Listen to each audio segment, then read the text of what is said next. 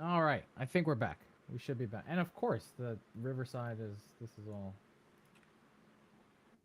All right, there we go.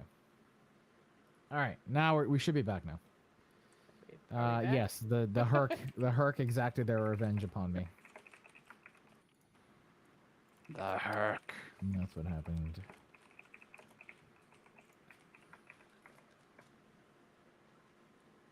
Okay. Okay. All right. Can you guys hear Okay. us? I think we're back. All right.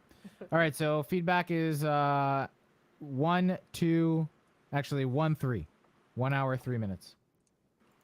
Feedback and closing. All right. In 3, 2. Well, captains, hailing frequencies are now open, and we're ready to receive all of your incoming messages. Last week, we posted our community questions on social media, so be sure you're following us on Facebook, Twitter, and Instagram. That's where we asked you, with all the new Star Trek shows in production and releasing soon, is there such a thing as too much Star Trek? Could we be heading towards a saturation point? I'm going to do that again. Could we be heading towards a saturation point?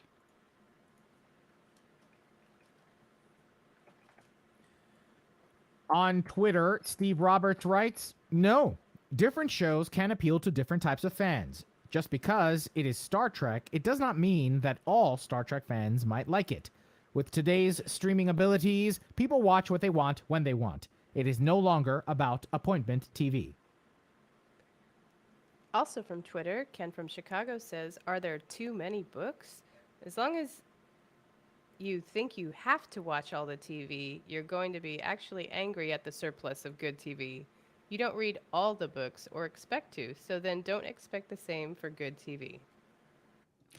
And lastly, from Twitter, Pax Federatica wrote, not having all these series running simultaneously, such as during the DS9 era when it shared seasons with TNG and Voyager, should help as well.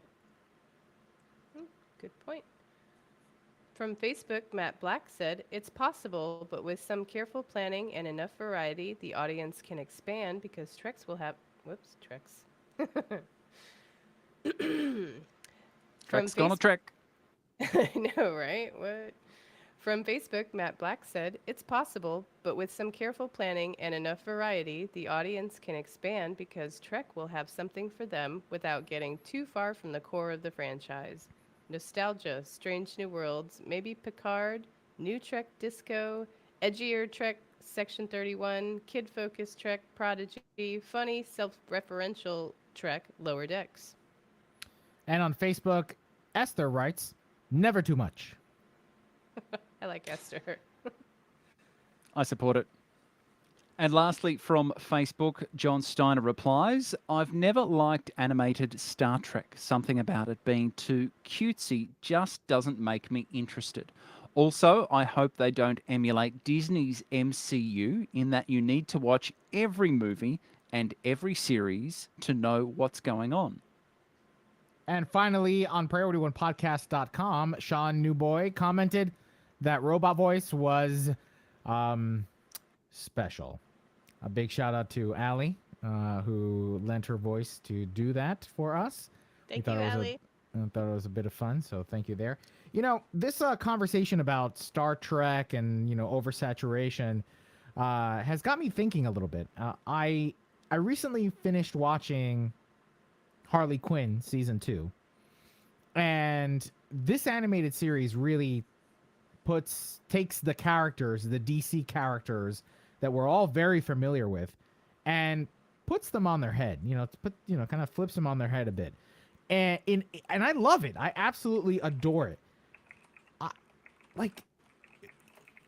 I wonder if I don't know. I feel like Harley Quinn was more accepted than Star Trek Lower Decks in most pop culture communities. And I wonder why that is. And perhaps it's something that we'll explore in After Hours, and something that maybe you guys can comment on in our social media platforms and whatnot. You know, what is the difference between Lower Decks and Harley Quinn, right? Why did one do better than the other? So let us know. That's another community question we'll ask this week, and we'll talk about it deeper in After Hours, perhaps.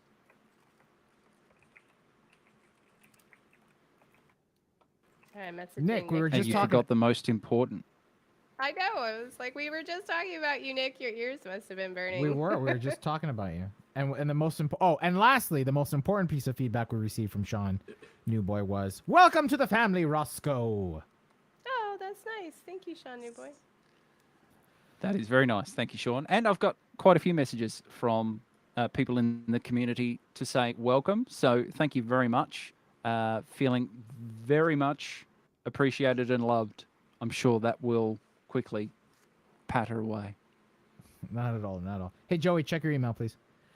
Well, that wraps up episode 502 of Priority One, a Roddenberry Star Trek podcast. But there are more great shows available to you on the Roddenberry Podcast Network. Just visit podcasts.roddenberry.com for a complete list. Then be sure to subscribe to them all and share them with your friends. Hey, Nick, do you want to join us for After Hours? If so, message me on Facebook and I'll send you the link. Once we wrap up here in about a minute or so, we're jumping on for our Patreon show. All right, Kent. Sorry, go ahead. Oh, we gotta thank a new patron. Give me a moment. Ooh, awesome. Evelyn Moose. Evelyn. Yeah. Awesome. Welcome. Thank you, Evelyn. And we can't forget to send a special thanks to some of our Patreon supporters like David K. Rutley, Peter Archibald, Gerald Bosch, and thank you to a new patron, Evelyn Moose. Thank you so much. Now, here's a reminder of our community questions for this week. Did you back the Voyager documentary, and what perks are you excited to get? Do you plan on attending any of the premieres? Also, actually, why don't we go back and forth on this one? Roscoe, take this next one. Also, what excited you most about Star Trek First Contact Day? Which panels or episodes will you be watching? Which panels or episodes did you watch? And Kat, would you? Finally, Finally, our last community question is, does this bundle include enough goodies and perks for you to pick it up? What other legendary bundles do you hope Cryptic releases in the future? Captains, it's important to us that you get your voice heard and that you participate in the conversation. Leave us a comment on our website at priorityonepodcast.com, on our Facebook page at Priority Podcast, the Facebook group. What? Job. What's going on? Are you? Don't What's mind happening? me. Sorry, it's just needed. It's fine. Just bear with me for a moment. Hold, please. Words, man, they get tricky. Words, they're hard. Okay. Captains, it's important to us that you get your voice heard and that you participate in the conversation. Leave us a comment on our website at priorityonepodcast.com, on our Facebook page at facebook.com/priorityonepodcast, or find us on Twitter and Instagram at priorityonepod. And if you're still craving more, be sure to spend time with Winters, Anthony, Thomas, Gray, me, plus the rest of the Priority One Armada. Saturday nights, the Armada broadcasts live to review the latest news from Star Trek Online and the Armada community, including spotlighting some of our amazing members. With regular giveaways, there's something for all STO players, whether you're new or a veteran. Just follow us on all our social media accounts for broadcast times, and if you'd like to join the Armada, visit PriorityOneArmada.com. This episode of Priority One is brought to you by our patrons through patreon.com. During these difficult times, we are humbled by the continued support of our patrons who find value in the content we produce each and every week. Find out how you can be a patron by visiting us over at patreon.com/Priority One. And don't forget to tune in to Priority One Productions' Guard Frequency podcast at guardfrequency.com. Each episode, the Guard will take you inside the universe of your favourite space sims, including a tabletop adventure played out by your hosts. And Heroes Rise brings you up to date with the world of Dungeons and Dragons. Learn all about the latest publications, tools, tips, tricks, and traps in less time than it takes to skin a wyvern. Head over to heroesrisepodcast.com to discover their secrets. Thanks to our audio editors, including Gray, Brandon, William, Daniel, Rand, Roscoe, Lennon, and Skiffy. Thanks to our producer, Jake, and associate producers, Shane and Thomas. Together, they help us organize and write up our summary of the weekly headlines from the Star Trek multiverse. Thanks to our social media manager, Anthony. Thanks to our graphic artist, Alejandro, with support from Jason of the Priority One Armada. Thanks to the composer of our theme music, Chris Watts. But most importantly, a big thanks to you, the Star Trek community, our listeners, because without your ongoing support, none of this would be possible.